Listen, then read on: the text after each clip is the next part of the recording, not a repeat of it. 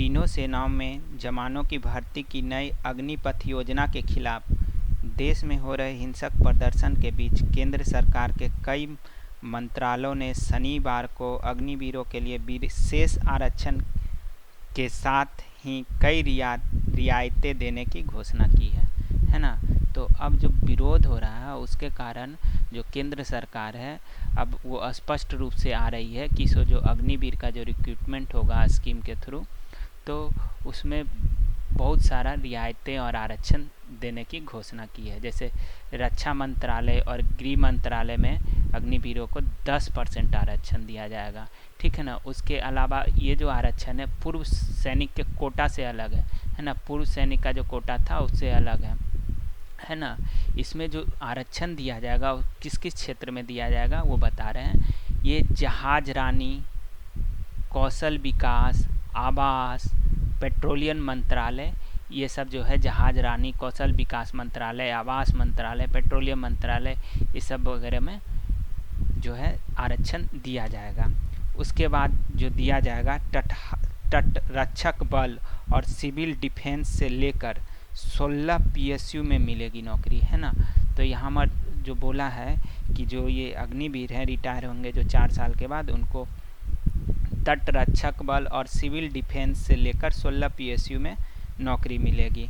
उसके बाद सरकार ने बताया है कि अर्धसैनिक बलों और असम राइफल में 10% सीट आरक्षित होगी, ठीक। उसके बाद उम्र सीमा में छूट का बात किया गया। कोरोना के कारण अग्निवीरों के पहले बैच को ऊपरी आयु सीमा में 5 वर्ष का रियायत मिलेगा, है ना। ऊपरी सीमा में अभी 5 वर्ष का रियायत दिया गया है जो कि इसी साल के लिए है मात्र। उसके बाद जो है हमारा नौसेना से बाहर आने वाले अग्निवीरों को मर्चेंट नेवी में नौकरी, कई राज्यों की पुलिसें में भी मिलेगा मौका, है ना। तो ये सब घोषणा सरकार के तरफ से किया गया है, ठीक। उसके बाद बताया गया है कि BSF, SSB में भी प्राथमिकता उनको दिया जाएगा, ठीक है ना। ये नौकरी में भी प्राथमिकता दिया जाएगा। गृह मंत्री अमित शाह के कार्यालय की तरफ से भी ट्वीट कर अग्निवीरों को केंद्रीय सशस्त्र पुलिस बल CAPF और असम राइफल की नौकरियों में 10% आरक्षण देने की घोषणा की गई। CAPF के तहत 7 बल आते हैं जिसमें केंद्रीय रिजर्व पुलिस फोर्स यानी CRPF, सीमा सुरक्षा बल यानी BSF, केंद्रीय औद्योगिक सुरक्षा बल CISF,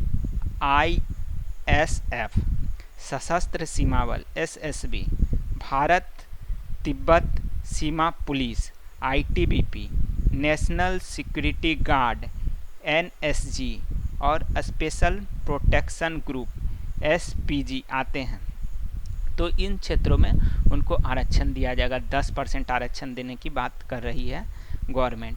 अग्निवीरों को उम्र सीमा में 3 साल की छूट भी मिलेगी, है ना।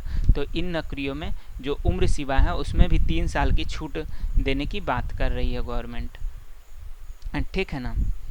उसके बाद अर्धसैनिक बलों में अभी जो भर्ती का उम्र सीमा है 18 से 23 साल है, उसमें 3 साल और दिया जाएगा यानी 26 साल तक अप्लाई कर पाएंगे अग्निवीर, है ना। तो ये है।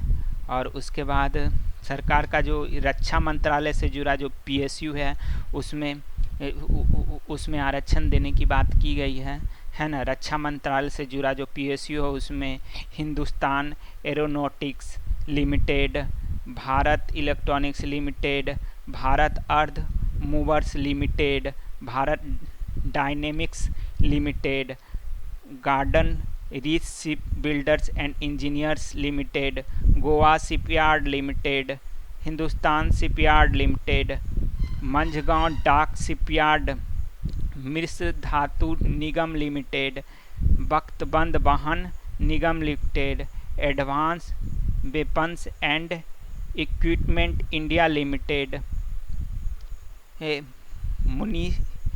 मुनिशंस India limited, Yantra India limited, gliders India limited, Indian optel limited और ट्रूप कंफर्ट्स लिमिटेड शामिल है ना। ये सब में उनको आरक्षण दिया जाएगा, है ना। मंत्रालय ने साफ किया कि आरक्षण भूतपूर्व सैनिक के लिए वर्तमान में जारी आरक्षण के अतिरिक्त उपलब्ध किया जाएगा, मतलब उससे वो के अलावा ये आरक्षण इनको मिला जाएगा। जो पहले मिलता था आरक्षण तो वो तो मिलेगा ही, उसके अलावा ये जो नया वाला आरक्षण है वो भी मिलेगा।